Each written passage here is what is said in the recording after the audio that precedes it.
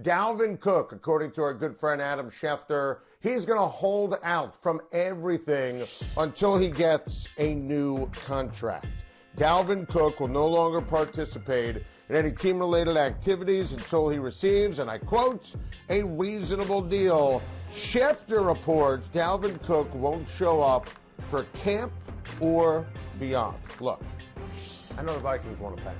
And I had Rick Spielman, the general manager of the Minnesota Vikings, on my Sirius XM radio show a few weeks after the draft, and I asked him about Dalvin Cook going into a contract year, and he said they want to get a deal done before the season. So the season is not around the corner. We're still months away. So I'm not surprised that Cook is holding out.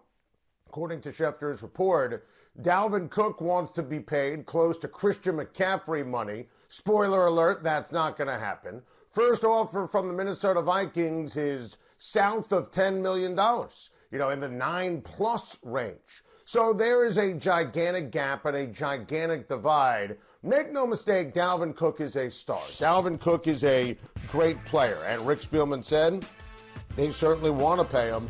Last year was a major reason why. 13 touchdowns, 1,135 yards on the ground. And this is an elite talent. Minnesota 9-1 when Dalvin Cook rushes for 90 or more yards. The problem with Dalvin Cook, availability. He has missed a lot of time during his NFL career. And when they drafted him in 2017 in the second round, remember, I thought he was going to be a first-round pick. I thought he was destined to be a first-round pick for the Philadelphia Eagles.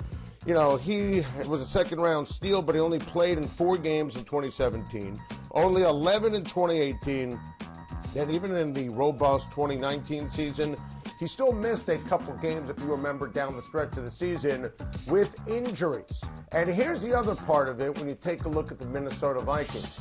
They paid Kirk Cousins. Kirk Cousins had 1 year left on his deal, and they gave him a brand new contract over $30 million a season.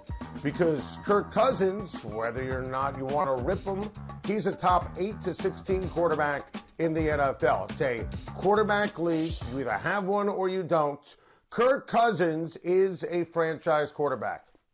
You don't want to be on that wheel of trying to spin and find your next QB if you're an NFL team. And I'm sure that Dalvin Cook and his agent looked at the commitment to Kirk Cousins and said, hey, guys, what about us? The straw that stirs the drink when it comes to the Minnesota Vikings on offense, it's Dalvin Cook, especially on the heels of the team trading Stephon Diggs. Adam Thielen is a great player. Love the draft pick of Justin Jefferson. That was a slam dunk. That was a home run. Still can't believe that they stole him in the draft. I mean, Rick Spielman, that was unbelievable. But I'll tell you something right now. It still comes down to Dalvin Cook. But Cook needs to realize, and it was reported in Schefter's article, that Cook's camp wants $13 million a season, David Johnson money. The problem is David Johnson is not worth David Johnson money. And the David Johnson contract and the contract for Todd Gurley, these guys don't belong on the list of highest paid backs. Christian McCaffrey worth every single penny. There's an exception to every rule. Zeke makes Dak. Ezekiel Elliott worth every single penny.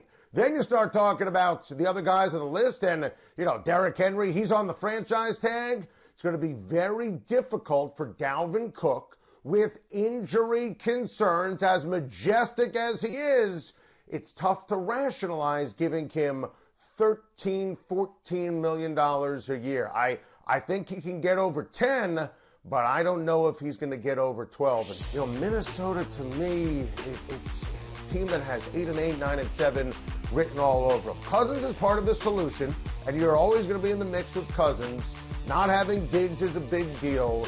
They're trying to, and I talked to Spielman about this on my Sirius XM radio show, rebuild, retool, and win at the same time. They got rid of Xavier Rhodes. They got rid of Everson Griffin. They still have a lot of good players on defense. Anthony Harris is excellent. They have excellent linebackers.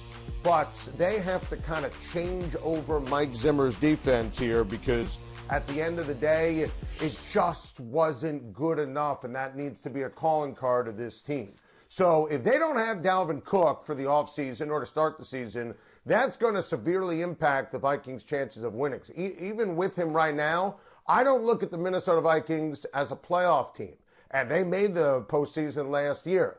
Look, Minnesota is an 8 or 9 win team, as I mentioned. The division does not have, in my opinion, a top 9 team on paper when you look at the NFC. I mentioned last week some tiers in the NFC. Let me hit it home for you. You have Tampa Bay and you have San Francisco in New Orleans. In no order, top 3 teams talent-wise in the conference. Then you have Dallas and Philly. I think they're unequivocally better than the Green Bay Packers. Then you have Arizona, Seattle, the Falcons, and the Rams. And this list really hits home how the Packers simply failed in the offseason. It's amazing. They went 13-3 last year. And I think the Rams and the Atlanta Falcons are better on paper. Shame on Brian Gutekunst, general manager of the Green Bay Packers. Didn't seize the moment to build on last year. A lot of people thought 13-3 was flukish. I did not. I love Green Bay, which is why I begged them. Take Michael Pittman, take a receiver.